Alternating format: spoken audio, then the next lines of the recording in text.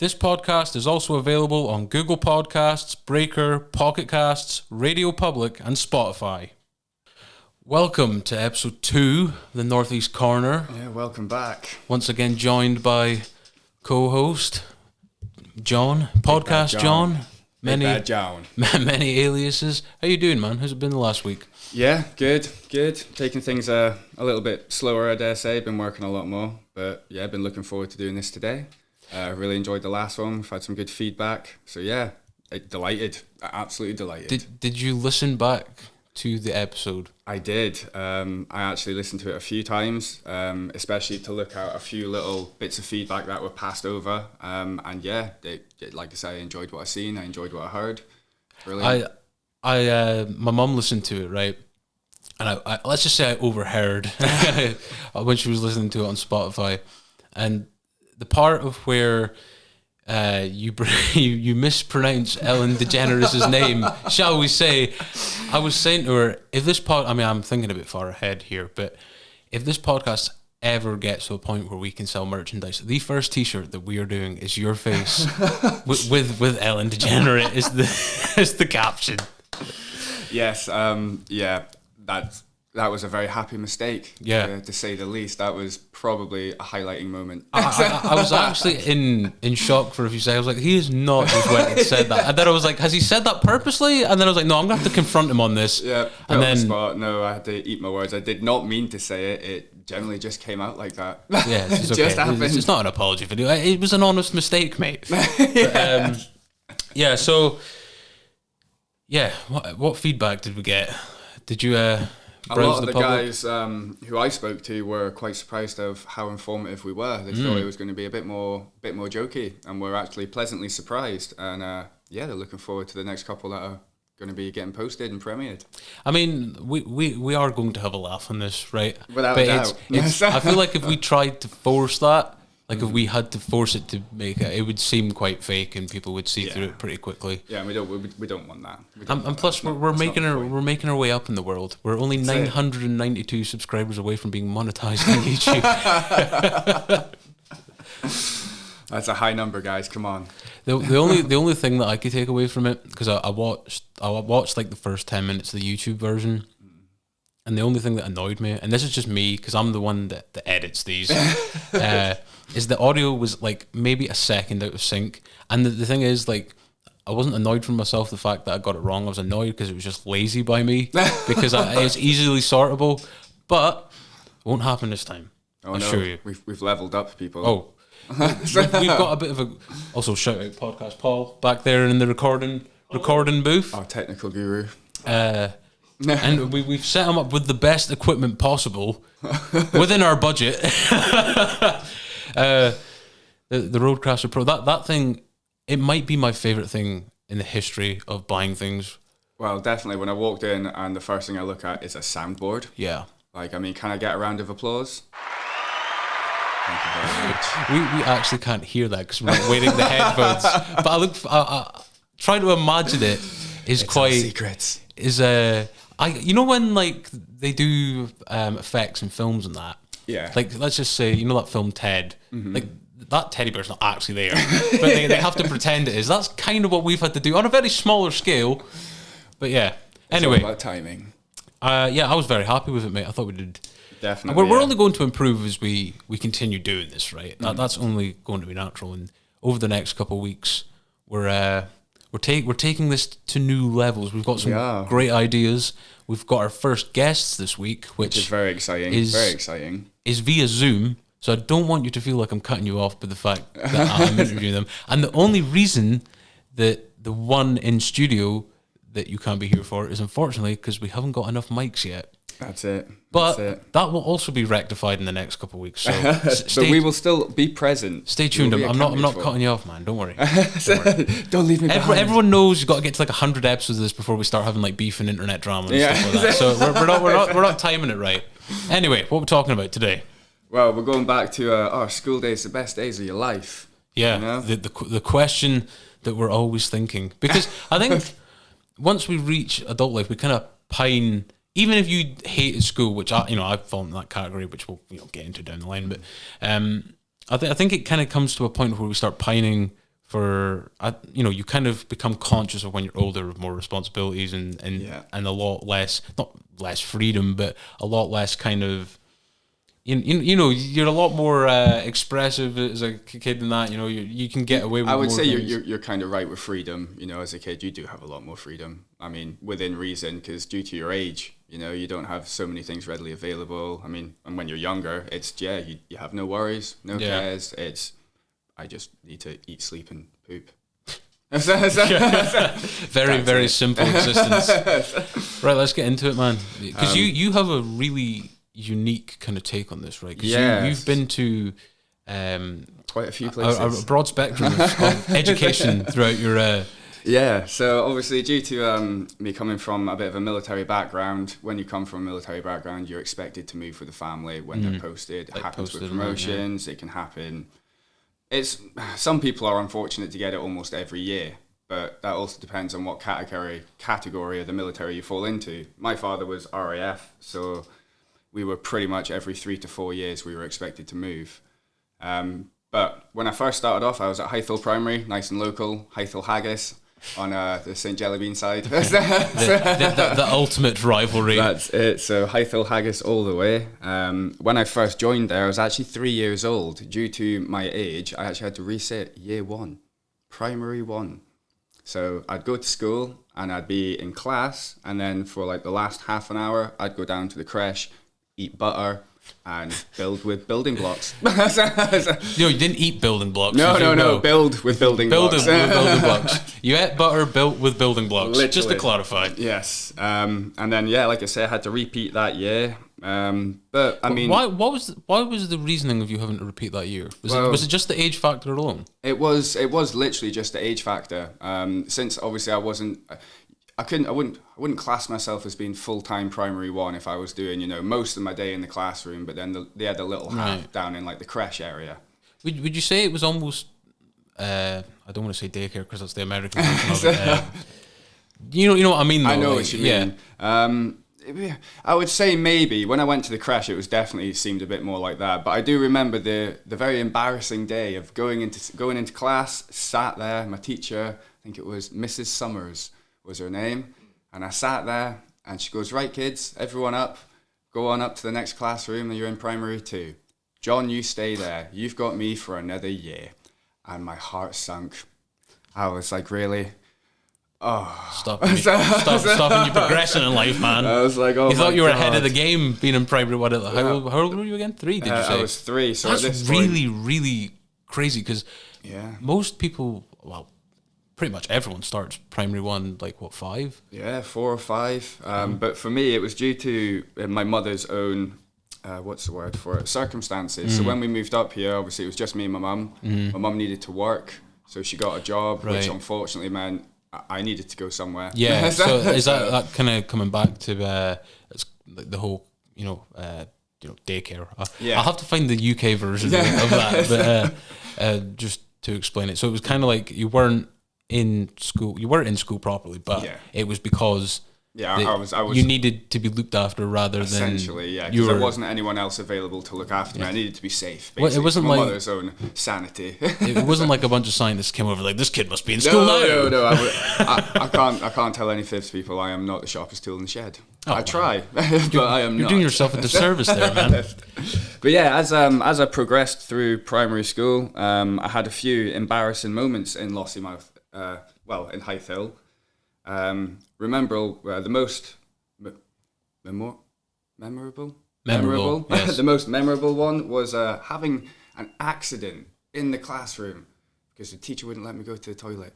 I think that's a very common one, right? I think that happens quite. It happens quite a lot. It happens more than what you would think. And I just remember that moment. I joined the line and I was waiting and I went up and I was like, Miss, I need to go to the toilet. No, John, go sit down. I was like, right, okay. And back in the line again, I was like, Miss, I really need to go to the toilet. John, go sit back down. About 4 or 5 times, and I remember standing in the queue and I just let go.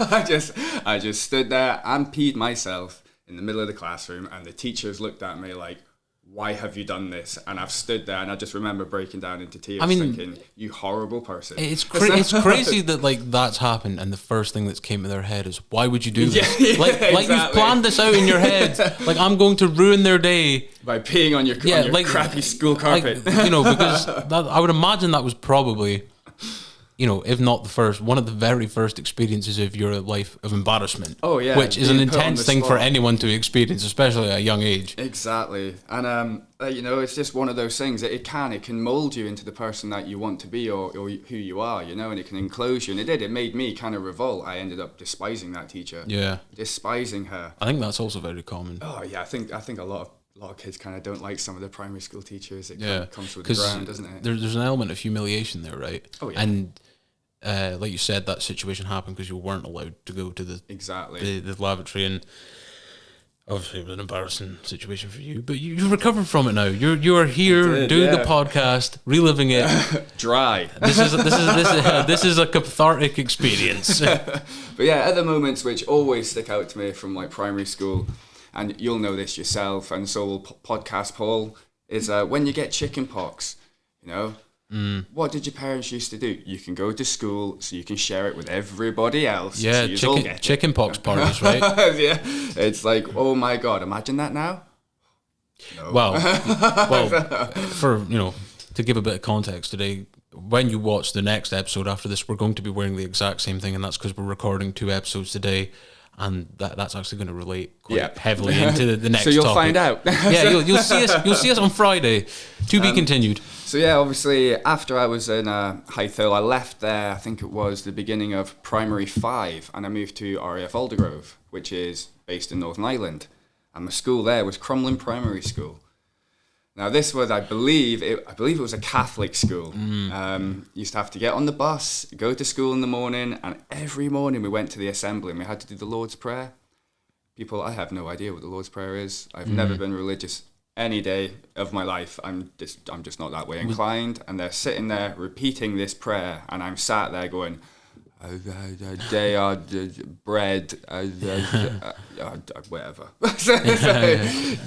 It went right over my head. But yeah, Northern Ireland was definitely an experience. Obviously, there's a few more different factors added into that, but that doesn't really inflict on my school experience. Apart from when we went on school trips for safety, we used to get riot buses. So we used to have mesh on the windows. A bit more intense than just being local. But that was when there was a lot of rioting happening around Belfast and the surrounding areas like Antrim and things like that.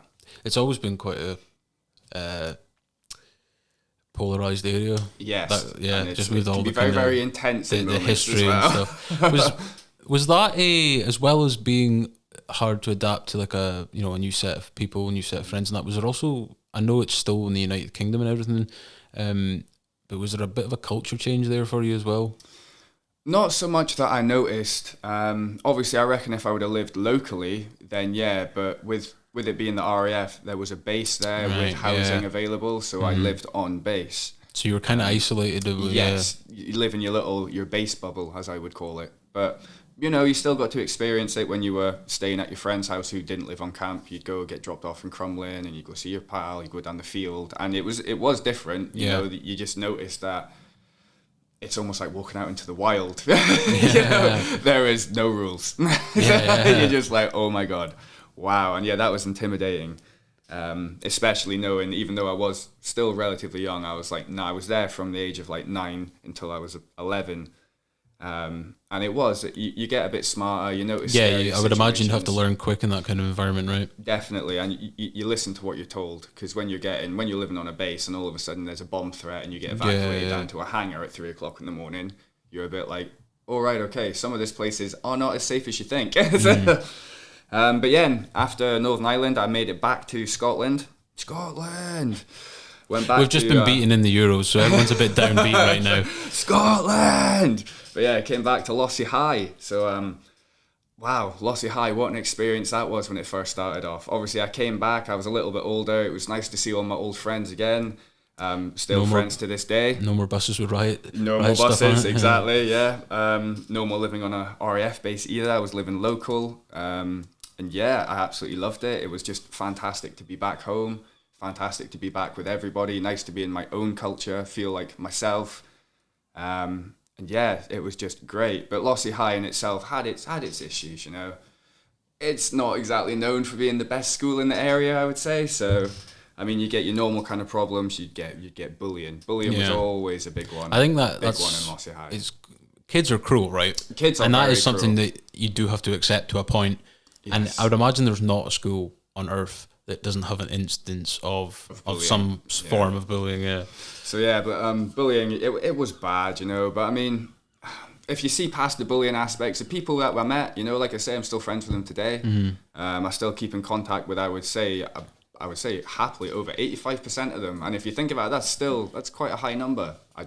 Luckily that the year I got held back and got joined into was just the best year, people. Do you think like your experience in Northern Ireland actually probably helped maybe make you a bit more durable to stuff like bullying and stuff like that, considering it wasn't on such a extreme scale, you know what I mean? Yeah, I would say it kind of, you start growing a thicker skin when you're in situations like that. Yeah, you definitely. know? You start growing a bit of a thicker skin, but I would actually say my thick skin really came in because of Lossy High. Because I left Lossy High just as we chose our subjects. So I think when you're going into year like 3. Third year and stuff, third year. So I ended up moving to Cyprus. Now, this is where I believe the title of this podcast really suits. Right. Because Cyprus was the best days of my life. And the fact that it fits into school time, it just hands down. If I could go back there and relive that moment for the rest of my life, I would. It was that good. So when you went there, mate, did you go to a school that specifically spoke English, or was there? Did you go to a school that spoke native tongue and you had to learn that language? No, I was luckily enough, the military actually had their own school, but this school wasn't only open to us. It was like It was open to all civilians. Yeah. So any Cypriot could come, but they needed to realise that it was all taught in English. Yeah. So we kind of focused more so on the people who were British and just lived over in Cyprus. So they would pay, though. They would actually have to pay to come to the school. And the school itself, it was quite a different style to what you see in the UK, you know? So would you say, even though it was influenced because it was part of the military setup over there and stuff like that, was there more of a culture change kind of when you've seen that compared to what you've seen over here, for example? Was there any kind of, especially when you are attending school with people that are natives of that country? And no, see, I did. That's why Cypriots themselves, they didn't. I said it was open to them, but they wouldn't. They would go to their own. Oh, right, okay, school. yeah. So I would only be based with Brits. I mean, some of the Brits that were civilians did speak Cypriot. They'd actually went and studied the native language. Like an old friend of mine his name was John. And he actually spoke fluent Cypriot. And he confused me because he used to call me Yanni. Yanni, that is Cypriot for John. Oh, right, okay. And I believe it was Yanis was Cypriot for Jonathan. So yeah, I'd call him Yanis and he'd sit there and shout, Elere, Yanni, which is come here, John. So you did learn a bit of I learned a little bit. As you do with most languages, you learn most of the bad words, unfortunately. So we'll leave that as that. So what age are you now? I would imagine you're kind of early teens, maybe. At this point, when I hit Cyprus, I was 14. So I went over there, a bit of a shy lad. I was quite quiet. I was a bit of a skater. But when you moved over there, it was a bit of a bugger because you had to wait so long for your stuff to get shipped over. So you'd post your stuff like a month before you'd leave the UK, and then it wouldn't get to you over in Cyprus until about 2, maybe 3 months later. And you can imagine sat there thinking, I don't have my PlayStation, I don't have this, I know no one, school doesn't start for another month. I'm like, what am I going to do? And everyone's like, just go out. I'm like, all right, okay. So yeah, I went out. But you know what? I couldn't find anyone. I could not find anyone my age at all. And I found out why when I started school. Right. So when the school first started and I got introduced to everyone my age, I'd figured out where all these little buggers had been going. Cliff jumping. And I was like, what is... Oh, yeah. What do you mean cliff jumping right now? And I'm sitting there thinking, this has got to be something crazy. And they're like, yeah, come with us. So I made a little group of friends. We went down the cliffs. And we had little rock formations as such to identify the certain areas of this cliff. So the first area we called Lads. I don't know why it was called Lads, it was just called Lads. And you went down, and obviously Cyprus is based in the Mediterranean, so if you're down there, well, in the months that I was there, so you're talking, we went down early June, it's like a lukewarm bath, you know, you jump in expecting to feel refreshed, no. If anything, it can add to like your feeling of discomfort and being too hot. This might be a bit of a stupid question, but you know, when you said that the water's warm, and was there any risk of like shark attacks or anything in Cyprus, or was that never that I've seen? We had massive influxes of jellyfish, and obviously most people laugh, but I'm telling you, when these swarms of jellyfish would come in, you can't see. Obviously, the water reflects the sky; it looks blue, but all these jellyfish. Oh, they kind of have like good camouflage, right? And then. No, they're all like jet white, but obviously their colour's near the centre of the membrane, and you see that a lot of their legs, but they move in a mass. But anyway, going a little bit off topic there, but with the cliff jumping, I went down there, and you can understand why you can't find anyone, because you are literally you're on the base still, but you're a mile away from literally civilization, and you're right down a cliff. You have no signal, you have nothing. You've only got each other to rely on. So if things went sideways, like myself, I had a few experiences where I actually thought I was going to drown. We'd been playing around in the water for about, I'd say maybe an hour, and that's actually in the water, swimming, treading water, running about, just causing absolute mayhem. And then, I remember trying to get out, and my friend Jamie managed to catch a wave, which lifted him onto the coral, so he stood up, and I ended up getting beached. So my legs didn't make it, I just beached. And I was like, oh God, and I tried to stick my hands down like little pocket holes in the coral just to grab stuff, because I thought I'm about to get washed off again. Oh, and I got washed off. But what I didn't realise is I went about 6 meters out, and I was under the water for about 30 seconds, and I came up gasping for air. Yeah. And Jamie seen this look of terror on my face and just came down, grabbed me and yanked me out, and I was so thankful. I know that makes it sound like a little bit anticlimactic, but honestly, people, I had no energy. I full on gave up. I had given up. I've got a more anticlimactic one than that. And funnily enough, I went on holiday to Cyprus right when I was about 6 or 7. Right, my mum had friends that had moved over there. I think they were part of the military as well, and we were staying with them. And went to a water park, right? Faseri Water Park. I can't remember the name of it, but a water park, right? Okay. So I like Faseri Water Park. And I went down the slide, right? And it was one of these slides that had like the water running with it, so like it was pouring off, and like all these bubbles and that would be in like a what's the word? Like they'd all kind of congregate together, and then there was the pool and that, right? Yeah. And I got stuck right when I went down, and all I could see was like white bubbles going up in front of my face, and it felt like I was there for about 3 minutes. I thought I actually died. Oh my God. And then that's horrifying. And then especially at that age. I remember just getting pulled out by someone, you know, not anyone I knew. It's just a random. At least someone was. Some random guy came and saved me. So appreciate it, mate, if you're watching. But shout out to the random hero. Yeah, so I nearly died in a water park, but anyway. That's absolute madness, Ryan. But yeah, it's fun. Just when you mentioned Cyprus, I was like, oh yeah, you know, I went there for like 2 weeks. It was also piping hot sometimes there. Like it was like 100 degrees one day. I remember sat in Cyprus on one summer, and I remember sitting there moaning about the temperature. And I went over to where we had this little shaded area in our back garden. We had like a little veranda thing, and obviously it created quite a lot of shade underneath. We had a little thermometer.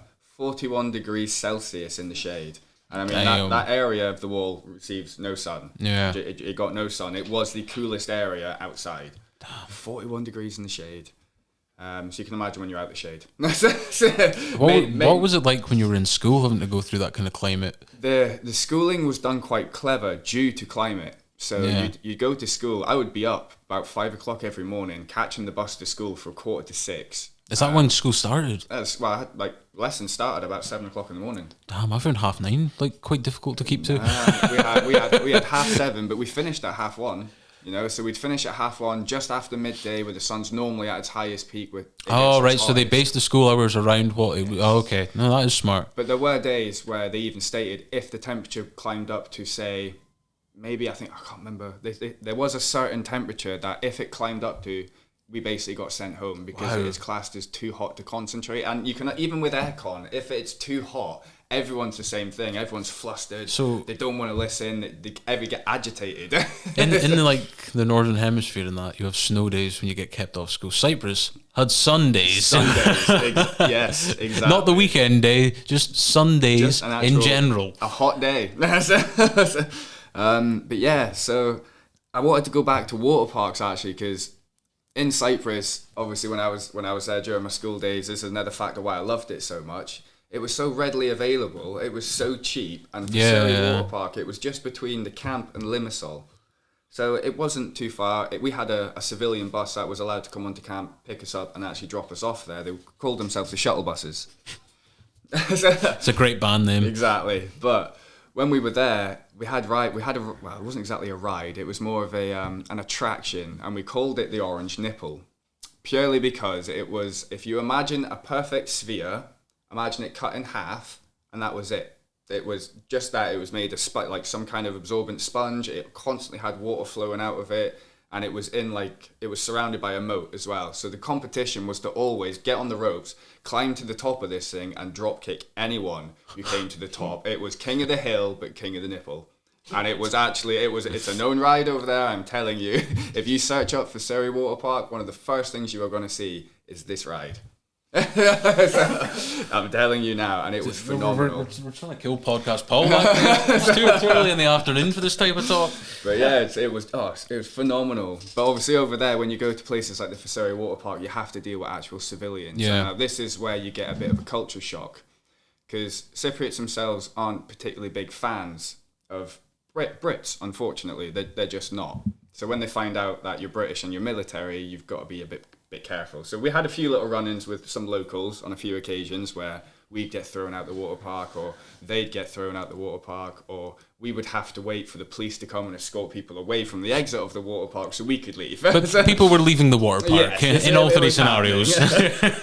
But yeah, the other reasons why I would say Cyprus definitely shaped the best days of my school life was because of what was readily available. So we had karting, we had sailing, we had any kind of water sports you can think of. So there's a lot of activities. There was a lot, and the school was involved with a lot of this as well. So there were school days where you would be going down to the beach and you'd be going mono skiing, water skiing, wakeboarding, the whole shebang, and it was fantastic. But as with everywhere that I may be saying is great, you get bad points as well, unfortunately. So for me, obviously, living on the base was a bit of a nightmare, considering when you were off base. Now, remember, I was there until I was 18, so the UK age for when I was there went up to 18 for smoking, and it's always been 18 for drinking. Mm-hmm. But whilst you were off base, and I think they called it sovereign. They tried to get away with calling it sovereign-based. Are you about to tell me that the laws changed? The laws via changed borders. When you come off of the base, Cypriot law, you can be 17 years old to drink alcohol, right? And to purchase it. Okay. You can be 17 to purchase and drink alcohol. So we used to basically run off the base, go to the closest local shop, not 50 meters away from the main gate, and buy a shed load of alcohol, stick it on our bags, wrap it up with towels. And then we just cycle back on base. And since we were classed as, well, they still seen us all as kids. I mean, we're cruising around in board shorts and tank tops on push bikes. Yeah, okay. That's just what we done. And yeah, we'd get our alcohol that way. We were resourceful, to say the least.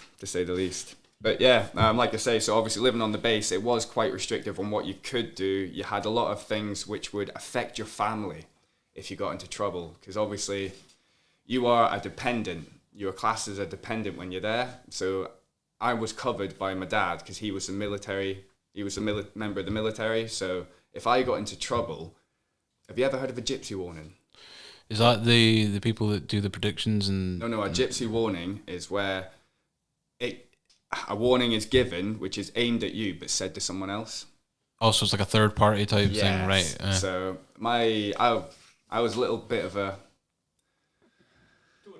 toe rag. Well said, podcast Paul. That is exactly Paul the coming word. in clutch exactly with the word. the information there. So yeah, I started being a bit of a toe rag, dare say, and obviously every time I got in trouble, it meant my dad was getting in trouble. So so it would have like a knock-on effect, yes, right? And since he was military, obviously this meant if he was going for a promotion, and I got into trouble. Look bad on him. Yeah, I could literally cause him to be demoted. I got threatened being sent back to the UK. I had a lot of things happen, unfortunately. I wised up, but it took me a couple of years to wise up when I was there. Did it cause friction between the two of you? Between me and my father, yes, it did. But not just me and my father, it was me and my mum as well. Yeah. So, it caused quite a big rift because there's a lot of stress on the fact, when I was feeling stressed because I couldn't express myself or do what I wanted to do. I felt trapped. I felt like I was attached with a ball and chain. I had so many rules I had to follow. And I was in Cyprus living my best life. I didn't want to listen to what I was getting told at home or by the school. I wanted to go out and just do my own thing. And to be fair, 90% of the time I did, which is why I stand by my words of it. It was the best times of my life there. But touching on to behaviours again, school teachers over there, they were treated as if they had officer status. So an officer status in the military is quite a high ranking. Yeah. So it was almost kind of like, in a weird way, kind of like a military school in a way. It was like I say, it was classed like that, but civilians could come. Yeah, but it wasn't as like. It's not as open to them. It wasn't like something happens and you're suddenly having to do like 50 burpees or something up a hill or something like that. Do you know what I mean? No. But yeah, some of the teachers over there, man, they treated it, as I would say, as just a holiday. So they'd come in, they would do the same thing they've done for however many years because they didn't care. They were still getting paid their money. Their enjoyment from teaching and helping kids learn, I reckon, had left them long time ago. I mean, I had instances where I was actually excluded because during a free period, I went down to the tuck shop. And good old Eugene, a little civilian Cypriot himself, he ran the whole tuck shop. He would make all these sandwiches homemade for us and he'd bring them in and sell them. That was how he made his income, was with the school, running the tuck shop. And I went down there early thinking, I'll beat the queue, I'll get the first pick of the sandwiches. Brilliant. Went down, bought my sandwich, was walking back up to my free period with my pal Reese, so I actually had a witness, which is what actually saved me on this instance. And two teachers walked past and they go, "Oh, John, where are you supposed to be?" I was like, "I've just had a free period, so I thought I'll come down, beat the rush before lunchtime, and I can just stay up there." "All right, okay. Put your sandwich in the bin and on you go." I was like, "No, sorry, I'm not going to put my sandwich in the bin." I was like, my word for word was, "My father does not give me money to throw away." And the teacher basically took this as I'd refused to go to class, even though I had stated, "Look, I will throw away the bit I've just ripped off, but I will wrap up the rest and put it in my pocket and I will continue to go to class." So I got sent on my way anyway, because they basically, they threw their toys out the pram. And I got sent on, and next thing you know, I'm getting called down to the headmaster's office, and I was like, "Okay, here we go, what's all this about?" So I'm left, literally just sat there, no one spoke to me for about 15-20 minutes. And then the headmaster comes out and he goes, "Right, Mr. Hasty, you're being sent home today and possibly excluded. Your mother's coming now." And at this point, I thought, "Oh my!" I don't actually know what's happened. Like, are you taking the mick? Yeah. As you can imagine, at this age, I was 17, so the language was a bit more severe at this point. Yeah, the rebellious side was kicking in. Yeah. And the rage was real. And then my mother came in. She picked me up. We made it to the car park. I took a little bit of a mini beat down from my mother until I told her to stop, and I can prove to you that this was bull poop. And I phoned Reese. Reese is in the free period. He's allowed his mobile. He was in sixth form, so he answered, and in front of my mother, put it on hands-free. I went, "Tell my mum exactly what just happened." And Reese had told her everything. And my mum said, "So John didn't refuse to go to class?" And he goes, "No, he just refused to throw a sandwich in the bin. In fact, he said his dad doesn't give him money just to throw away." And at this point, this is when my father got involved the next day, phoned the school, and I was back in school again. And I didn't, once again, no apology to me. It was just another day with a few teachers that really did not like me, and I did not like them. So unfortunately, the school almost was a ruining factor for me, I would have said, over there. Teachers with sticks up their behinds and kind of thinking that their crap doesn't smell and that they're too good for this and you should listen to them. It was more of a, "You will respect us," instead of like, "I'll respect you and then you'll respect me," for a bit of, give and take. There was no give and take. It was, "You will do this and you will do that." And for someone like myself, it doesn't work. It just did not work for me. Plus, don't have to get the sandwiches involved, monsters. I know. Right? I was hungry, man. I was hungry, and that little bugger told me to throw it away. I was not a chance. What was the? I take it you did your exams and that over there then? I did, yeah. So obviously moving from a Scottish education system where you were doing standard, well, at the time it was standard grades. I went to GCSEs, and the jump is unreal. The biggest one I can think of right now is to do with science. So over here, you chose one science. If you were really good at it, yeah, the offer biology, chemistry, physics, so on. Yeah. Yeah, but normally you do 2 if you were really clever over here. Well, from what I've seen, from people that were in my from year, experience, they would do 2. I only done 1 because I wasn't that switched on. I chose biology because I thought that's supposed to be the easiest one. And you know what? It was interesting. I enjoyed it, and I was doing quite well in it. But went to Cyprus, and it was all English education system, GCSEs. I had to do all 3 sciences as full courses.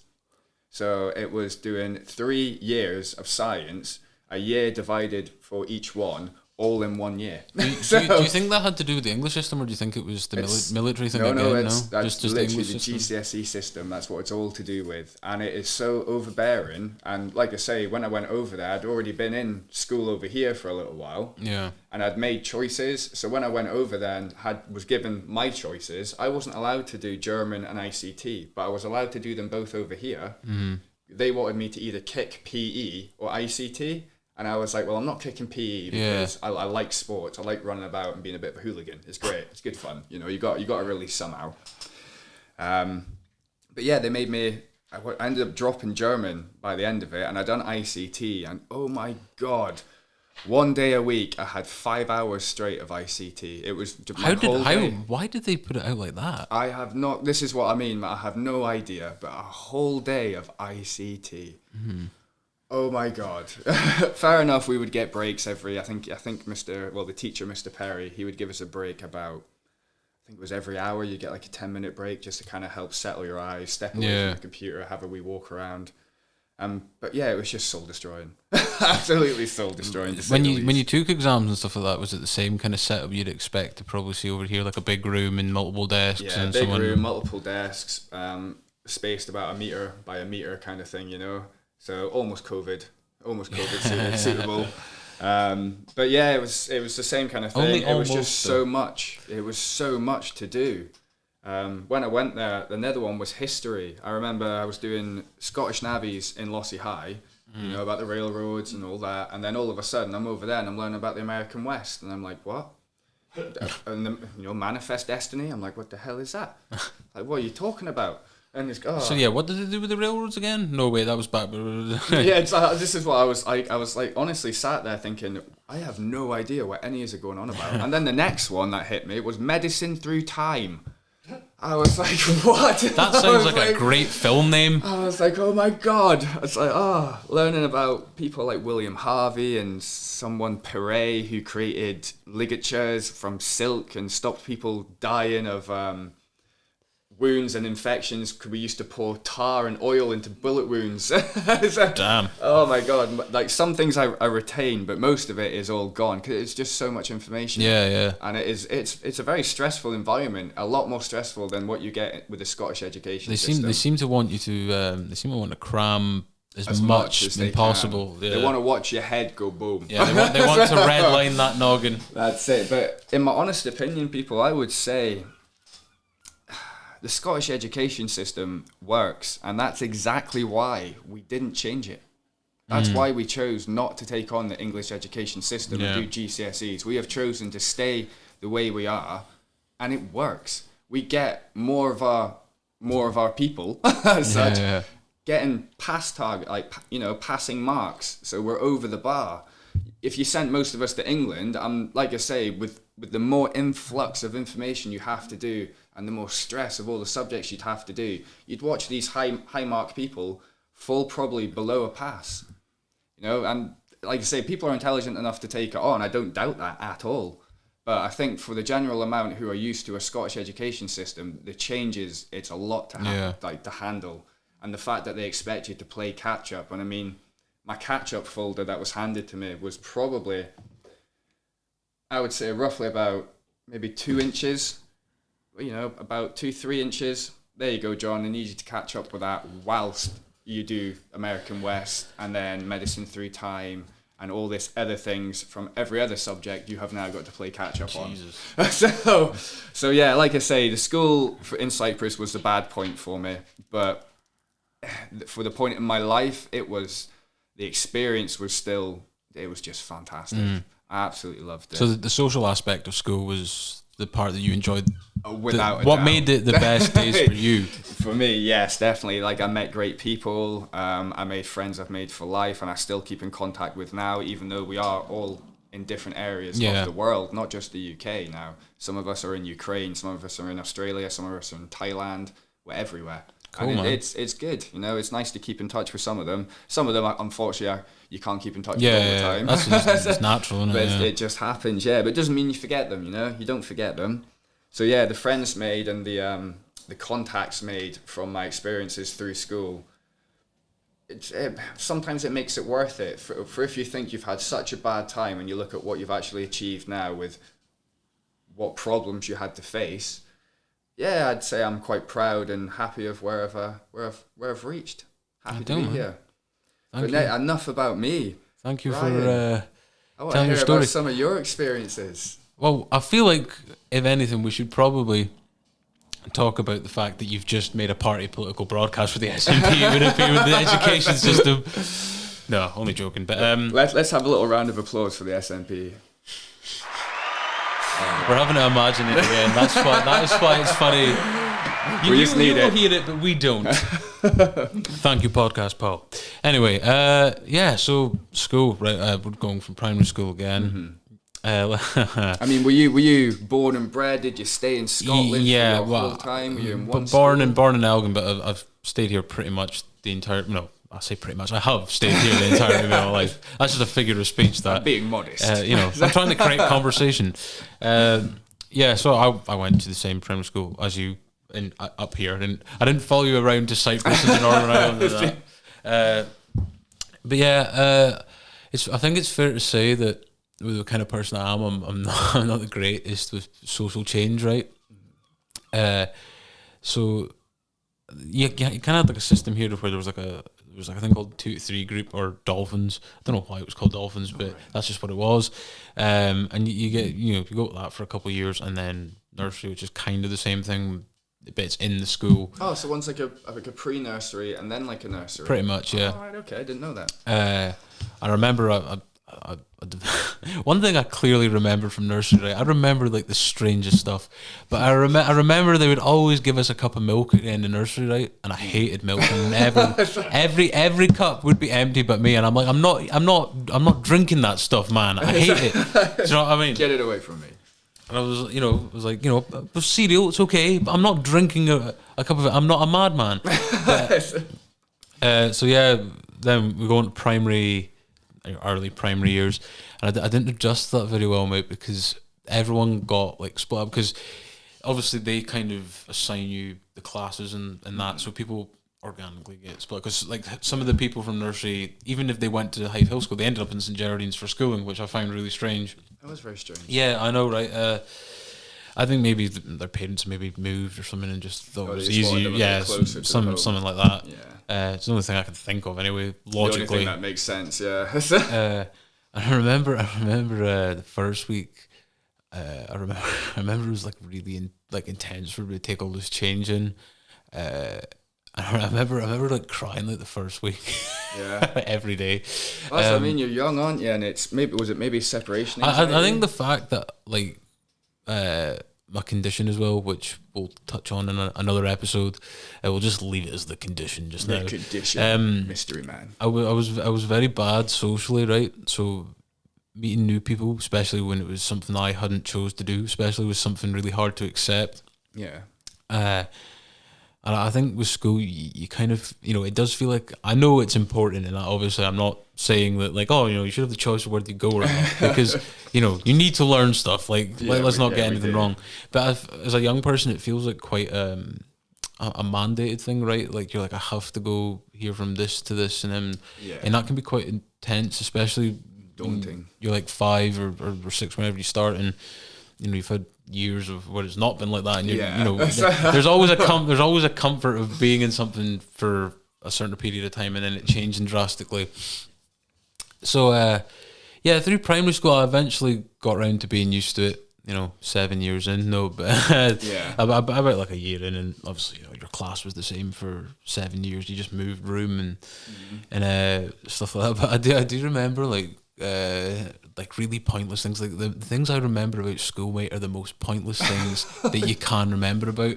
Go on then. Let's see well, if any of them match up. one that springs to mind, right, is every year did a nativity play. Oh, I hated nativity play. Do you remember getting changed in the classrooms in front of You know everybody? what I mean? Like at least I'm not the only one. No, here, right? no. That's exactly where my head went. And oh no. I remember you brought like a PE kit, have your costume, costume, sand shoes and t-shirt. You're not wearing a school uniform basically. Yeah. And I remember I lost it, right? It was just after the lunch break. I started really panicking, right? Because I'm someone, especially in my early years, that was like, if I hadn't done things right, I'd get really bad anxiety within myself. Yeah. And I was like, kind of knock I you was off. like, I can't go and face this, right? I can't go and say I've lost it, because they're gonna go mental at me, and I'll feel really bad about myself and all that kind of thing, right? Especially like being 7 or whatever I was at the time. Yeah, and pressure at that age it's a lot to handle at that age, a lot. Especially when it's kind of built up. Self-built up sometimes. Yeah, built up to the school being built up to kind of criticize you for doing things wrong, right? Yeah. Rather than explain it, and you never know who you're going to get, because all these teachers have different personalities, right? Oh, they're always Dr. Jekyll and Mr. Hyde. It's one of them. 100%. So basically I spent the next 2 hours that was left of the school day looking for that thing. I never went, right? And the amazing thing is, no one reported me missing or anything like that. Oh no! I was just there like, I need to find this, right? And then they all came back. I was like, damn, I've been like here for like maybe 2.5 hours or whatever the rest of the school day left was. And I remember went back into the class, right? And I thought I totally got away with it. I thought, I'm just gonna slip out here and like I'll get a new kit and everything, and everything's fine. good. And they're like, and the teacher was like, where were you? I'm like, what do you mean where I was? It's like I was just an afterthought. I was like, oh, he's not here. Like, we don't need to make this an emergency. Maybe he's chilling around the back with a cigar or something. You know what I mean? Yeah. And then she was like, well, why weren't you there? And I was like, well, I couldn't find the kit. And she was like, so why didn't you come down? I was like, because I didn't have the kit. And then ended up me getting a rollicking anyway. So I guess you can't outrun your demons, is what I'm trying to make a point there. Yeah, no, I totally agree with that. Agree with that. And actually, I've kind of lied about primary school. You do change class at some point, and it's kind of like there's like a midpoint. So you got primary 1, 2, and 3, and then because they used to split the playground up, didn't they? You used to have the top half for the youngers, and then the bottom half were for like you would say 4, 5, 6, and 7, or so. I think it was from primary 4 onwards. Yeah, was it? pretty much. Yeah, that was like I chapter 2 of primary school.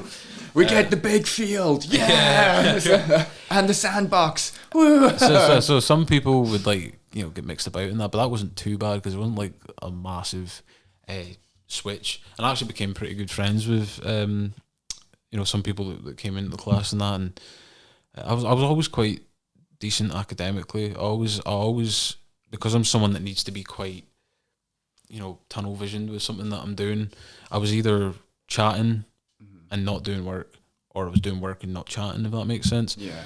And a lot of the time, because it's like a quiet environment, most of the time, obviously, well, maybe not most of the time, but when someone's encouraging you to do work, people, majority of 83.5% of people are doing it, right? Yeah. If you have the right motivation, then definitely. And like obviously, like break time was like, or always, it was different. It would give you like a release to do something, like play sport, run about with your friends, whatever. Yeah, kids do, right? Run around like hooligans. Yeah, pretty much. The world's your oyster on that big field out there. And then I remember getting to primary 6, right? And this is kind of going to link into high school. And I started really, really getting bad anxiety about high school, right? Because I knew what was coming. Right? I'm always quite a forward thinker. Like we've been, just to go off topic for a second, but like I was saying about the podcast, like I'm thinking like steps 5, ahead. 6 steps down the line, and I knew that was looming, even though it was still like a year and a half away or something. But when you not fear something, well, yeah, I did fear it, but like fear, don't want to do something, whatever. that time speeds up. Well, it's not just that. Like you say, if you give yourself anxiety on a situation, one of the known things of anxiety is the broken record effect, where you keep that main worry floating around, and it's like a record skip. It goes back to that same worry each and every time. So yeah, I fully understand that. I understand where you're coming from, and it must have been dreadful. Yeah, well, we're not into high school yet. That's it. Buckle in. So we get to primary. Actually, no, I tell you what, I was seeing. I was behaving a bit bad at home, so I'd actually been going to this place called the Round Centre, right? Okay. I was acting out at home, and I brought up like my concerns about, there's going to be a lot more people. There's going to be like loads of difference and stuff like that. And there were, it never really got addressed. Like they kind of, I think most people get it viewed like, oh, it'll pass, and obviously like I hadn't been diagnosed with what I've been diagnosed with now and stuff like that. But I think back then medical was a bit too lax. Yeah. Even like I say, it took me until the age of, I think it was 23 to get diagnosed with anxiety. Yeah. And you know what? I wish I knew this years ago. Yeah, 100%. I'll touch on that when I get to the point of where school went a bit sideways. So another random thing about that is I remember complaining about Gordon Brown to that that therapist who was the Prime Minister of the United Kingdom back in like 2007.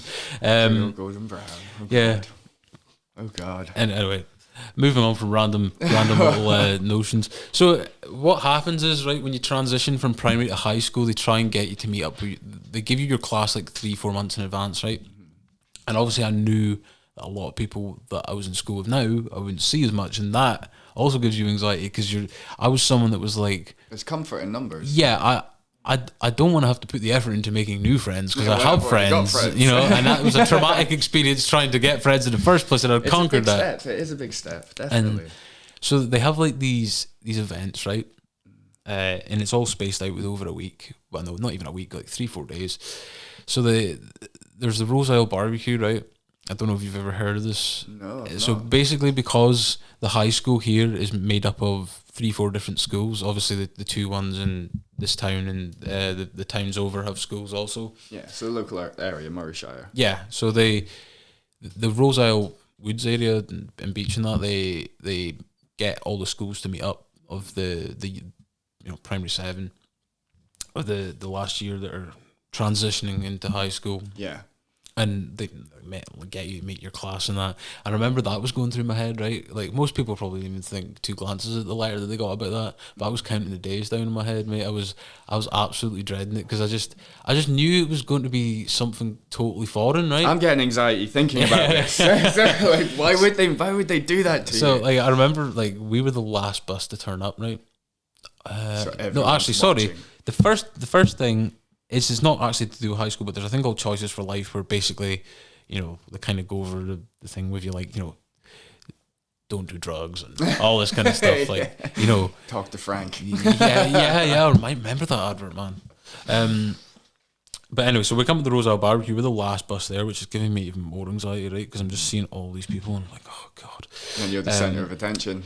Well, yeah. And, the irony of it was, I always was of the mindset if I was quiet, I wouldn't get noticed as much. But the irony of it is, the more quiet you are, the more noticeable you are, and people point you out for being quiet. So it always kind of backfired on me, and I just never learned from it because I wasn't capable of being loud for pretending. So we got there, and there was a bunch of things. There was a bunch of activities. There was like skipping. I remember, this is another random thing. They got us like blindfolded and made us like figure out what kind of tree we're I don't know what was going on there. Like I felt really like weird like doing things like that, and then we had to like do like some scavengers. The scavenger hunt and stuff, and a bunch of activities. A long time ago. More team building skills. Yeah. And then I was like, oh, thank God that's over, right? But then the next day is the induction day, so instead of even more stress, you're there, right? I'm a bit old for the crying now at 12, but what I did was I went to the bathroom, right? Because they have people that are 6-year seniors, whatever you want to call them, help people getting inducted and stuff like that, right? And stuff. Yeah. and we were going around. Funnily enough, I actually seen one of my prefects in a betting shop when I went to place a bet many years afterwards. I was just like, whoa, that's a bit of a blast from the past. But I remember going to the toilet, right, and I was trying to like stop his tearful because it was like really, really intense and like really stressful and that. But luckily I have bad hay fever, so I just played it off. I was like, oh, just all this pollen that's getting in my eyes and that. You know, that's why I'm continuously asking to go home every 5 minutes as well. And nothing to do with the fact that I'm absolutely bricking it, but and miserable, yeah. Yeah. So yeah, I mean that came to an end as well, and then obviously there's like the 3-4 week period when you're back in primary school, and then there's the summer, and then you're at high school. And I remember I was counting the weeks down to summer as well, so I am not ready for this. So first year comes around, right? You know, and I went, and then after, you know, there's some resistance. So sorry to interject, but up until this point, until you've hit first year, I mean, would you say you noticed yourself through like a growing up stage, like you were saying from the split in the primary school? I mean, did you notice that? Did you notice like a maturity difference in yourself? I think I became more self-aware of what made me tick, right? Like, yeah, I think there was like a safety mechanism of, like I said, like I knew way before this, you know, way before most people would even think about this kind of thing, right? Yeah. That this was going to be an issue, and I suppose maybe in a way I'd maybe convinced myself through thinking that maybe that it became reality, you know. But like, did you notice like, because obviously when we think about being in primary school and that, I struggle to picture myself actually growing up, but I do remember when I first hit high school, or when I first moved back from Northern Ireland, you know, 'cause I came back in the summer holidays just before high school, and I remember the change that I physically seen in all my old friends. Obviously I've physically seen them grow up, but obviously when you're living here and you see them every day, it's quite hard to notice things like that, isn't it? So would you say you were aware of this? And another thing was as well, is my best mate moved away just before the start of high school, and I was really gutted about that as well. That is bad. That is very, very bad. I remember, because I think at that point I didn't even think about, you know, what am I going to do like career-wise or whatever. I just had the mindset of like, I just need to feel okay. Do you know what I mean? Like, I wasn't really, like I said, tunnel visioned again, so I didn't really think about anything else. And I remember like going into like the quadrangles, it was known in Lossy High. I was just trying to pick out someone that I knew, stand with them. You know what I mean? Like, you know, laws of the jungle and all that, strength in numbers and all that kind of stuff. Yep. But yeah, it was quite intense, mate. I've got to admit, I was a bit of a tuner in my first year. I tried my best to avoid going at all possible. I remember I got the report card and my attendance was 49%. Oh. And it was quite bad. Like I remember, I remember, and a lot of it was, well, it's like they must have really good logistics, right? Because a lot of it was like me kind of getting out halfway through the day and stuff like that, but they had all that recorded and added it on. Oh no! So I was like, damn it, and they're, you know, because I thought if I'm in for registration, they can't pull me up because registration's not going to happen again, right? Yeah. But no, they pretty much knew everything. So I remember at Christmas, right? Or coming the whole social aspect again. I think this is, if you want to talk about maturity, right? I think this is when I kind of realized. This is the point when you've realized about the maturity. Well, you start thinking about things you wouldn't think about when you were younger, for example. Yeah. Like, so every year in Scottish school, right?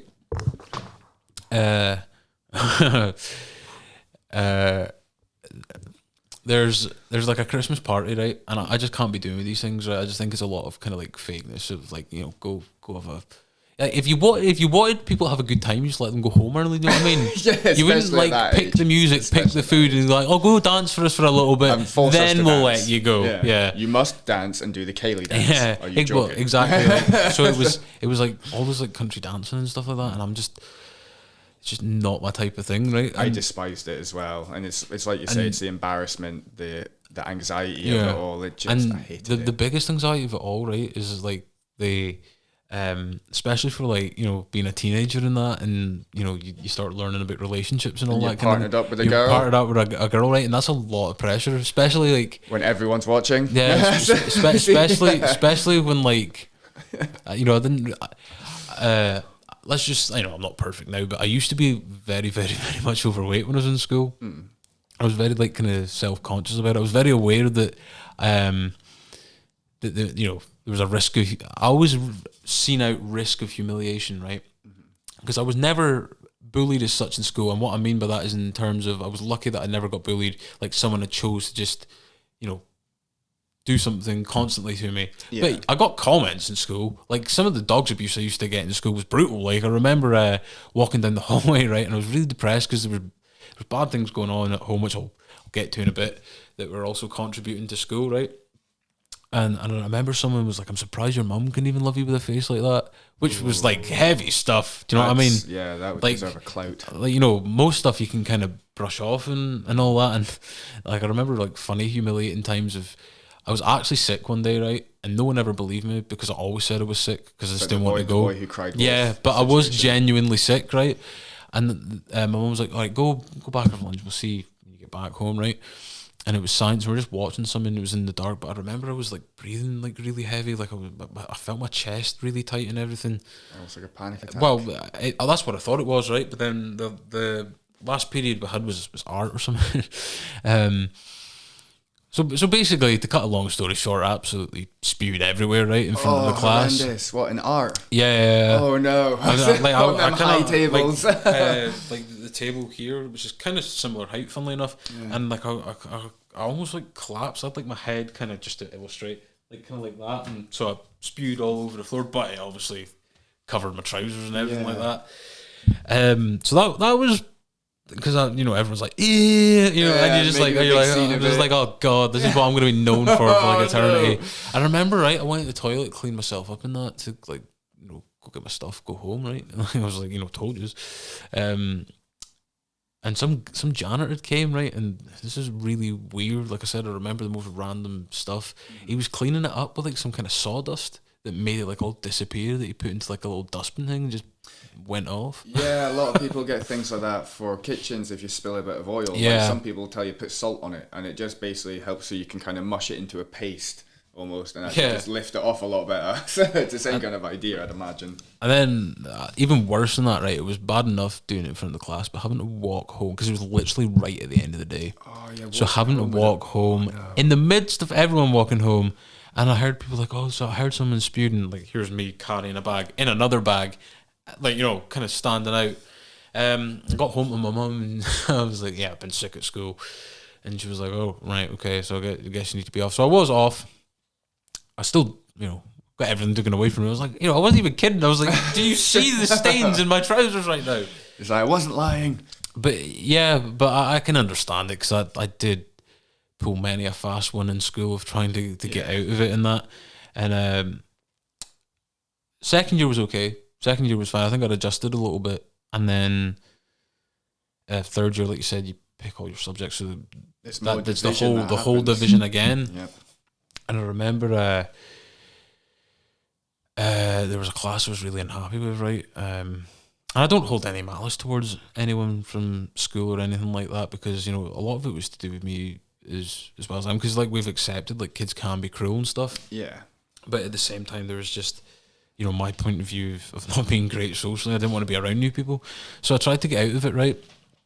And the teacher that was the teacher of this class, it was actually a really sound teacher, but once she got going with the shouting, it was brutal. Yeah.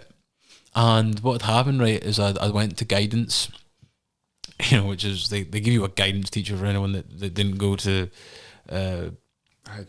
Bossy High or Miss Miller, I think. Yeah. There's a funny story we can talk about that off camera. Off camera though, it's not appropriate. Not PG-13.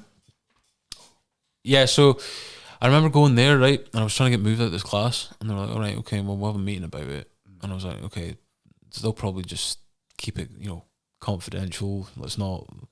And they went and told the teacher that I didn't want to be in her class, right? So that obviously probably made her think that I had a problem with her, which I didn't. Yeah. I just wanted to be in a different class, right? And they proper snaked me out, mate, because... you've been dogged in, you've been set up. Yeah, well, the meeting, she was there. She's loaded bullets. She's waiting for you. She was there, but I had no idea she was going to be there, mate. And it was in about a room the size of behind that bar area, right? So it was really on top of you, yeah. And then they for a few years as well, actually I forgot to mention this, they set up a home link worker, right? Which sounds professional, but it's basically someone that comes to your house and shouts in your face, "Gotta get to school." No. Yeah. No.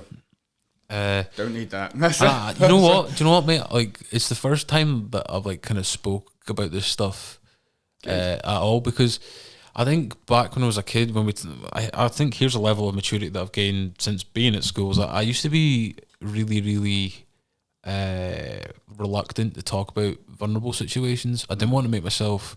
I think probably as a young man as well, I didn't want to show any kind of weakness or speak about any kind of what I perceived as weak situations that I'd put myself into. You don't want to make yourself a target, do you? Yeah, because I never told anyone I had issues at school. I'm sure you just soldiered on through. Sure, looking back at it, they probably knew because I was off so often, and I used to come up with excuses in my head like, "Oh, like they're never gonna know," but like people aren't dumb. Do you know what I mean? Like, that's it. I was probably insulting their intelligence, thinking that. But at the same time, you've also got to look at it from a different point of view. Is some people have got to be more understanding. Yeah. I mean, one of the there was funny times in high school as well. Don't get me wrong. Like I remember there was a guy who made like a massive snowball. It was almost like the body of a snowman, right? And funnily enough, the two stories I'm bringing up here is about the same guy. And someone I was in school with, someone that me and podcast Paul know, actually, we'll talk about that off camera as well. Was walking up the stairs, right? And the guy brought this like massive boulder of snow into the school, right? And he was walking up the stairs with it. I knew what was coming, right? Because so much stuff happened in the stairs at high school, right? Someone always went down on the stairs at high school. And it just particularly this one day happened to be getting a big boulder of snow domed off his dome. So like a mini avalanche. Oh, yeah. And the guy basically did a squat drop. Because it was that, that amount of cold, obviously it disintegrated into water as soon as it hit him, so that goes all down your back and everything. So that was quite funny. And then the same guy, there was a bunch of, we must have been in second or third year at the time, because halfway through third year is kind of when I pieced out. But they had a bottle of, like a 2-litre bottle of Coca-Cola, right? And to describe the quad's like a quadrangle, but there was a wall and there was like a second kind of, you weren't meant to be standing there, but what used to be like bushes and that was now just like dirt, and everyone stood there. And so it was kind of like almost like steps. Yeah. Like the wall, flower beds. Yeah, you could use the wall as steps, but it wasn't meant for that. Yeah, obviously. I get you. He was standing up there, and the kid was running around with one of his mates in the quadrangle, and he was like, "Oh, throw me the bottle of Coke," right? And Coke lid was off, right? So he throws it up, right? Spins in the air, and like nothing comes out of it. It's weird. And the guy catches it, but he catches it like bottle face down. Yeah. And it just, I remember he and one of my closest mates now, who was standing right next to him, it all went silent as all this happened. Like I remember it all like in slow motion, and it just kind of emptied out onto his like front, like really neatly. It just covered him in Coke. I just remember there being silence, and then my friend that was stood next to him just bursting into tears laughing, and then the next thing you know, you'd Skeletored his way down, scaled his way down the wall and started chasing these people around the school, which wasn't even their fault really, because they did deliver them the bottle of Coke. He didn't specify, "Do not soak me with the Coke once you give me." So you got to look at the small print sometimes. He got what he asked for. Yeah, but there was funny times like that. I'm not saying it was all doom and gloom, but yeah, the kind of strong things I just remember of it, like it affected my home life as well, because I think because I hadn't been like medically diagnosed with anything or that, my mum, I'm really close with my mum, right? But for probably those years, we probably weren't as close because we clashed on that so much. And like you said, there's a knock-on effect. Yeah. So like because of my poor attendance and stuff like that, there was like LEAP meetings and social workers and so on that she had to attend to, and I think that really stressed her out as well. Obviously, it's long to do with work and that, which I do feel bad about, but at the same time, I think there's an element of I've got to understand that, like, I was a young person. There was a lot of stuff that could have been done differently in that. But I think the school's point of view was like, if we intimidate him, he's gonna go. Which I was already intimidated of school, so intimidating me more is just gonna drive me the other way. You didn't need any more added factors. And I think my final hours at school, my final weeks, if we will. It's actually 10 years this year that I left school. It's actually mental.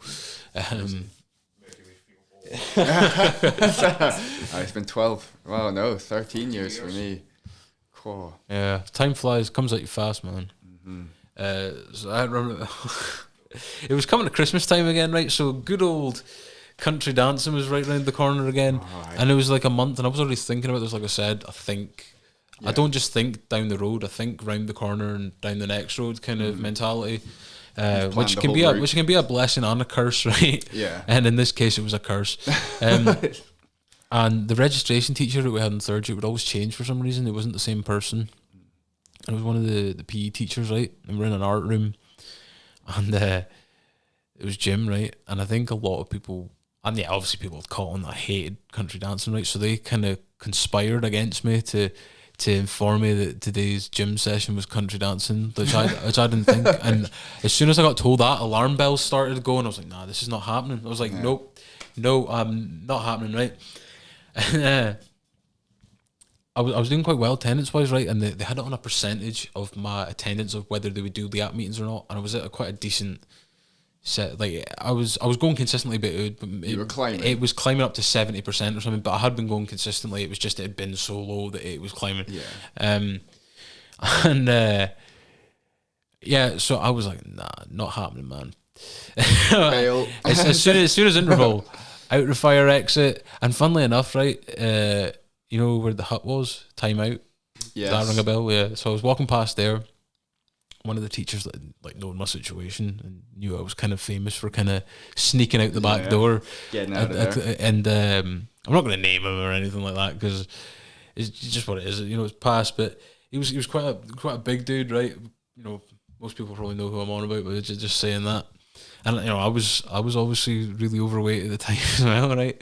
And the only thing that went through my head, right, when we kind of clocked eye contact, is there was me, the field, and the housing scheme. And I knew if I got to the housing scheme, I'm good. And I was like, if there's ever a time I'm going to win a foot race in my life, it's now. I did win that foot race. And I got home and I went back in the afternoon period only to find out that I'd been pretty much, it was one of the first instances of trolling, I'm sure, of where it had been. It was actually basketball. So I'd kind of went and done goofed myself for absolutely no reason. And then it kind of went back to the app meeting. So cheers for everyone that thought it'd be a nice little troll to tell me I was country dancing and ruined my life. So yeah, right. So I actually remember the day that I decided I wasn't going back to school, mate. As I've been off for a few weeks, right, I decided I'm not going back, and I had a new homelink worker that was actually quite a sound person, but I think she left the job actually because she didn't really agree with the kind of methods that we're using to try and sort the problem, so to speak. So I remember I went back. They reluctantly convinced me to go back, right? And I've been back about a week. This is New Year 2011, so January. I remember I was walking, right? And I was next to the shop, next to the school. I was coming up the hill. And everyone knows about Smokers Alley, right? Yep. For people that go buy a fag for 50p. Yeah, weren't so high up in the social food chain as I was in school. That's where I assumed bad people were at, right? Yeah, we'll label them that. Yeah, why not? Probably not bad people now, but just at the time I viewed them as bad, and that was going to be in danger of me getting humiliated or whatever. Getting beaten, yeah, something like that. Yeah. So I remember it was a snowy day, right? Because it was January, and I was coming up this hill, and I think this kid was walking or something, and it was something I didn't know who this person was or anything, but I remember someone from the Smokers Alley had like went out, and I think he'd like pelted him with like a snowball or something off the back of his head and like just planted him face first and well that wasn't necessarily the thing that made me turn around and go home that day. It was the fact that there was like an auxiliary teacher that walked by and totally ignored it. Oh wow. Do you know what I mean? And I was like, nah.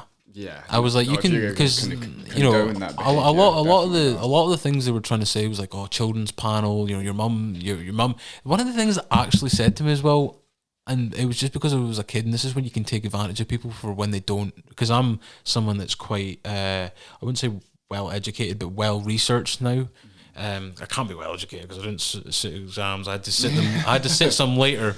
But I know my stuff now, and the fact that they said to me in like these LEAP meetings and that my mum might lose my little brothers because of what I was doing, it was like, you know, it was blackmail. Do you know what I mean? And it's not even legit blackmail because they couldn't do that. Do you know what I mean? Like, it's not fair to put that kind of pressure on anyone. Exactly. Yeah, you've got the stress of your own situation, your own anxiety of situations that they're causing, and now the fact that they're telling you bold-faced lies to try and give you more anxiety. Yeah, exactly. Essentially. So that situation happened. I was like, nah. That's absolutely horrible. Turned around, went home, and every time I'd done this previously, me and my mum would get into an argument or something, but I felt nothing at that point, right? I felt no fear. I felt no regret. Nothing. I mean, I had a lot of good friends. Maybe you were justified in what you've seen. I think you'd seen all this. I think I just had enough. Do you know what I mean? I think there was no fear. I was like, they can't do anything to me that's going to be worse than me going here. You know what I mean? And I'm not saying that the school was awful, but from my own experience and what I was feeling at the time, especially with the troubles at home as well with external things to do with my mum and, you know, other. My mum had a partner at the time I didn't really get on with and that. All that going on as well.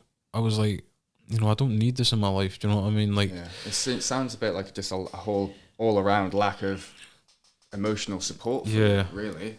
So I walked in. I just said as calm as day. I was like, I'm not going back. I was like, whatever happens, and just let me know when they get in touch and that. And I think everyone kind of came at peace with it. That it was a lost cause, not a lost cause, but I wasn't going back. You like my mum was like, yeah, okay. Like we didn't argue. The school were like, right, we'll get back to you. We'll try and send him work home, which they didn't. They just kind of ignored me as a problem from then on in and waited until they could officially remove me from the roster, so to speak. But I do have some funny rumors about me when I left, right? Because I mean, we'll kind of touch on this in the next episode of what we're doing because it's quite similar to that. But after I'd left school, mate, I'd isolated myself quite a bit for a couple of years, which I'll go more into depth with when we do the next episode. But I still, you know, I didn't even speak to some of my closest friends. I maybe spoke to one or two people, and it wasn't in person that much. It was more like, you know, via text or whatnot. Media platforms. Yeah, and then I remember we were going. I met up with someone that I knew, and because they weren't really aware that I wasn't coming back. I just said that I'll be back later down the line. Do you know what I mean? Just to like give myself take the heat off me a little bit. Exactly. Just give them a little something. Yeah, feed them what they need to hear. I remember they were saying, they're like, yeah, everyone at school thinks you're dead.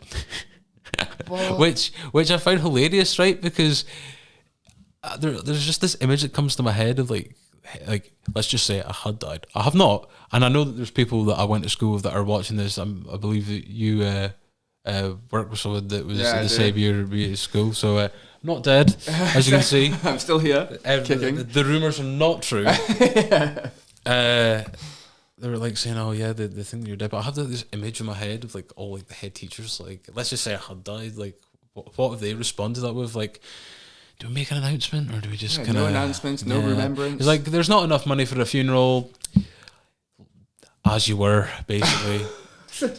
But it just it was strange. I didn't actually think that many people would like think what's going on with that person, why they're not hearing that. I didn't really see myself as someone that knew too many people.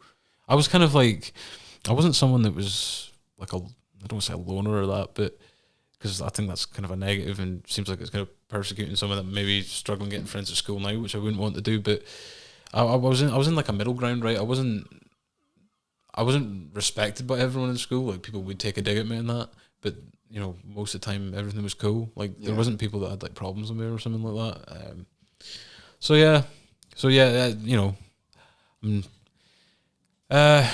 I mean, school days were stressful times for me, right? But I still miss them in a certain way to compare to now, right?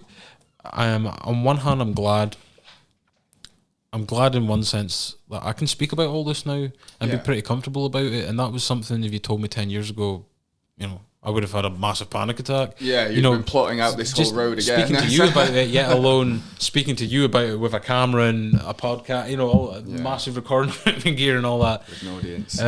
It's a big step though, but that's another thing when we were touching on maturity. Well, I tell you what, we're going to do a section on mental health at some point, and I'll probably delve into that after what happened after school and stuff, and how I kind of recovered from it and where I am now. I think we've both got some stories. Most definitely, and I'm sure Podcast Paul can have a couple inputs in there as well. But yeah, mate, look, I do miss things about it. I miss the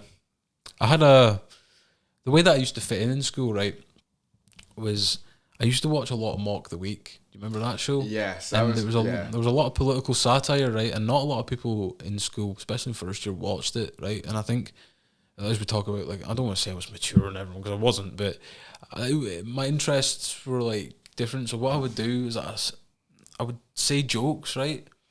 A lot of them were copied from that show because a lot of people didn't watch it. So I kind of cheated in a way, but that's how I fit in though. Like people would, like, sometimes find me funny and stuff like that, and I was like, I've got to play on that, right? Because some of it was all I had, right? Like, that's how you felt. Yeah, breaking the ice with someone, making someone laugh with something that's good though. I mean, making people laugh, that's spreading a bit of happiness, my man. Yeah, I mean, we try to do it. We try and do it as much of this on this podcast as possible. That's it. Obviously, we're trying to keep it lighthearted as well as in-depth, serious conversation. That's it. Convo. But yeah, no, look, there is parts that I miss of it. I don't miss the whole kind of stress and that of me going through that whole situation. But I do miss those times of having like this naivety of thinking, I have no worries. I was thinking to myself, I'm gonna, me and my mates are all gonna like start like this massive comedy show and stuff like that. Like, this was the stuff I was thinking, and that's just not reality, right? Because a lot of the people you go to school with, even if you do keep in touch with them, the reality of that you're all going to do the same things. Well, exactly. And you might end up in different areas. I miss that kind of blissful naivety I had to thinking that was just what was going to happen, and that I do as well, man. I miss just the feeling of, like we said earlier, freedom. No worries, no stress, no responsibilities, because we had people to do all of that stuff for us. Man. So I mean, it is a few things you take for granted, and when you get hit with real life, you're out of school, you're in class as an adult now. It's go fend for yourself. I mean, would you say school really prepared you for that, or? I think, I mean, look, it was a tough time, right? So but there was other tough times after that, which like I said, we'll touch on in another episode. But I think it did. One thing that I'm trying to do now is, which I'll also speak about in that episode, is I'm trying to be a bit of an activist to help that situation not happen again, right? Because I think it's quite clear that my situation was handled pretty badly from an establishment level, and I think that needs to change, because at the end of the day, I won't say I was robbed of an education, because a lot of it was self-inflicted on myself as well, but the lack of support. Yeah, it could have went a lot better, But yeah, it happened. It was what it was. I'm glad that I can speak about it now. I'm glad that I can actually kind of reveal to some people what happened. Maybe watch this and had no idea what went on at the time and that, and there's a little brief insight. But I mean, there was good times as well, man. Like, I've got to say, I was trying to ramble there to think my train of thought before you asked me the question. We've kind of went on about how some teachers with you in a negative sense, and they definitely are out there, and they're probably more common than positive ones. But I just want to mention a few people that gave me a bit of inspiration in that. One of the guys that used to work there, he used to actually get a lot of hassle, teenage talk of, kids are cruel and that. Mr. Toner, the RE teacher. Oh, Mr. Toner, I remember. They would always say, like, he wouldn't use deodorant or something in his room stinking out. I never really kind of... He had, like, an allergy to it. Yeah, but, like, people would always go in and, overplay it and stuff. Yeah. And the guy was really smart, and he was a great kind of... He was very supportive. Yeah. He was actually a good teacher. Philosopher. Nice. Mm-hmm. A great philosopher, and some great life skill lessons to learn from the dude and that. And he was very like open-minded and wanted you to Oh, yeah. critical thinking. I think his kind of teaching made me quite an open-minded thinker going ahead. He almost tried to get me going to a Buddhist retreat thing. I told him I was that interested in Buddhism because I was learning it with him, you know. And he was like, "You do know you can sign up and go away for like a month or so long, and you actually spend time with Buddhists." I was like, "I'm like 14, dude. No, 13 at this point." I'm like, "I'm 13, dude. I'm not doing this." I was like, "No." Obviously, he didn't mean there and then. This would have been for later on in life. Yeah. But he says it was possible. But at that moment in time, I just thought, I'm 13. I'm not going anywhere. I was like, no, I'm not doing that.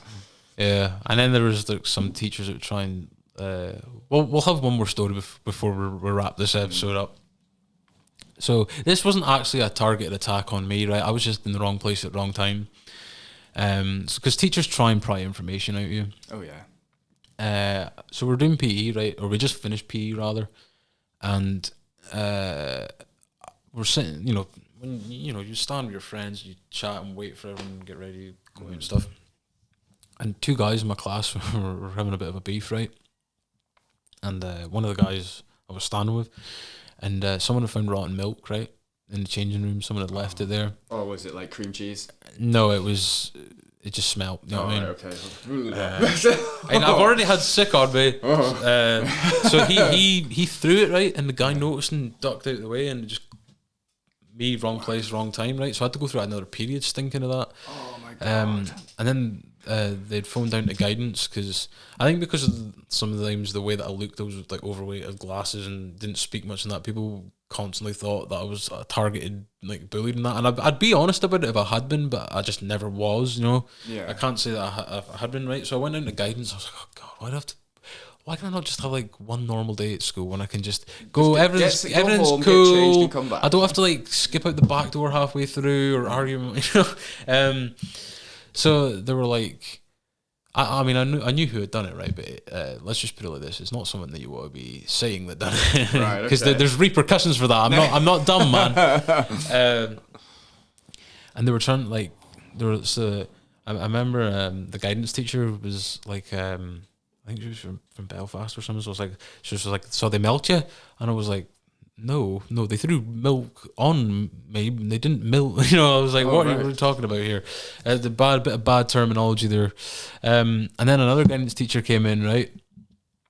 And I was pretty much scot-free, right? They were going to let me go home. I was like, I don't know who did it. I was like, you know, it was kind of like the school equivalent. I was like, oh, I don't want to press charges. Yeah. You know what I mean? Like, no, we can let them go. Yeah. It's fine. And this teacher came in, right, from one of the other houses, never seen in my life, and she was like, I think you know who did it. I'm like, what is this? I was like, good guidance teacher, bad guidance teacher. And I was like, he's like, I'm not dumb. I mean, clearly she probably did pick up that I knew who had done it, but I'm not going to. You're not going to divulge, you know, there's not any goddamn witness protection program in school.